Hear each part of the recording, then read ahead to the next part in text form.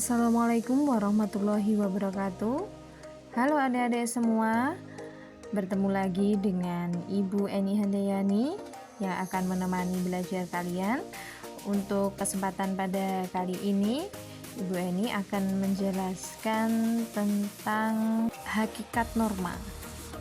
Yang mana norma ini adalah suatu tatanan hidup yang berupa aturan-aturan dalam pergaulan hidup pada masyarakat. Sebagai makhluk individu, manusia selalu memikirkan kebutuhan dan kepentingannya untuk kepentingannya sendiri, sedangkan sebagai makhluk sosial, ia selalu membutuhkan pertolongan orang lain dan hidup bersama orang lain.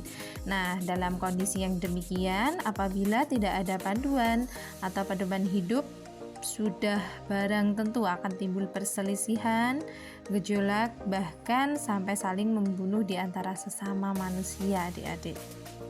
Masyarakat membutuhkan kaidah-kaidah sebagai pedoman hidup. Kaidah-kaidah inilah yang nantinya bisa disebut sebagai norma. Jadi adik-adik semua, norma itu adalah kaidah atau ketentuan yang dijadikan peraturan hidup sehingga mempengaruhi tingkah laku manusia dalam kehidupannya, baik di dalam hidup yang bermasyarakat, berbangsa maupun bernegara. Selanjutnya, tentang apa saja sih macam-macam dari norma ini. Yang pertama adalah norma agama, di mana norma ini merupakan peraturan hidup manusia yang berisi tentang perintah dan larangan yang berasal dari Tuhan, sumber kepercayaan terhadap Tuhan Yang Maha Esa.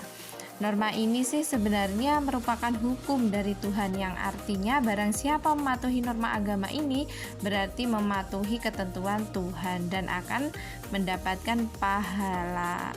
Nah, sebaliknya, bagi siapa yang melanggar norma agama ini berarti melanggar ketentuan dari Tuhan dan akan mendapatkan sanksi dari Tuhan juga.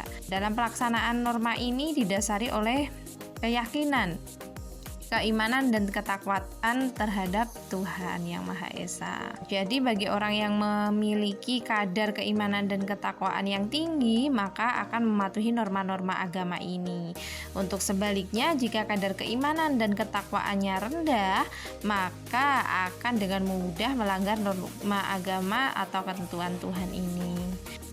Jadi di sini dapat kita gambarkan adik-adik bahwa norma agama ini mengatur perbuatan manusia yang sangat luas, yaitu menyangkut tentang hubungan manusia dengan Tuhan, hubungan manusia dengan sesama manusia, dan hubungan manusia dengan alam sekitar ataupun lingkungannya.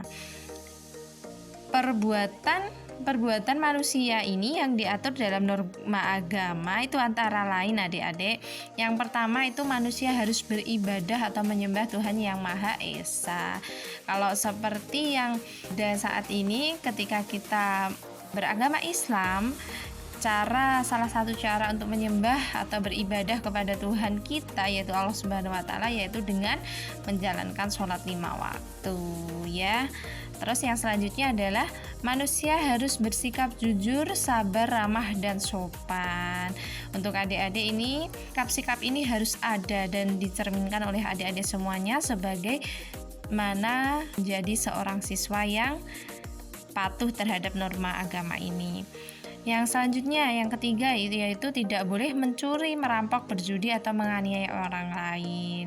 Karena kita di konteks norma agama ini, apabila kita melakukan hal-hal tersebut, Tuhan itu Maha mengetahui. Jadi kalau kita melanggar ini sama dengan kita tidak mematuhi norma agama tersebut.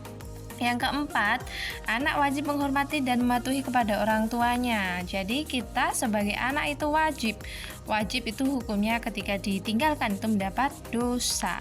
Jadi wajib ini harus kita laksanakan, yaitu menghormati dan mematuhi kedua orang tua kita. Yang selanjutnya, wajib saling menghormati dan mengasihi sesama manusia. Jadi adik-adik yaitu contohnya harus menghormati bapak ibu guru dan menghormati kepada yang lebih tua dari usia kita. Baik, adik-adik, selanjutnya kita membahas norma yang kedua, yang mana norma yang kedua ini adalah norma kesusilaan. Adik-adik, norma kesusilaan ini adalah peraturan atau kaidah yang bersumber dari hati nurani dan merupakan nilai-nilai moral yang mengikat manusia. Yang mana norma ini sebenarnya sudah ada sejak lahir dan terus ditanamkan secara turun-temurun. Norma ini akan ada karena hakikat manusia sendiri yang memiliki kelebihan berupa akal, ciptaan, perasaan, dan kehendak sehingga tumbuh keinginan hidup rukun, saling mengasihi, dan saling menyayangi. Prinsip untuk dapat hidup rukun, saling menghormati, tidak mengganggu orang lain, menimbulkan penderitaan kepada orang lain maupun melanggar hak orang lain dianggap bertentangan dengan moral dan nilai dasar manusia atau kesusilaan. Jadi pelanggaran dari norma ini memang tidak ada sanksi secara tegas, adik-adik, secara tegas dan nyata dari pihak manapun, tetapi seseorang yang melanggar moral kesusilaan merasa dirinya sendiri berdosa, takut, dan menyesal. Suatu contoh adalah perbuatan yang melanggar norma kesusilaan, misalnya anak yang berani kepada orang tua. Contohnya adik-adik di sini ketika diperintah sama ayah atau ibunya itu tidak mau, artinya di sini sudah melanggar norma kesusilaan. Yang selanjutnya memperlihatkan bagian tubuh terlarang di depan umum.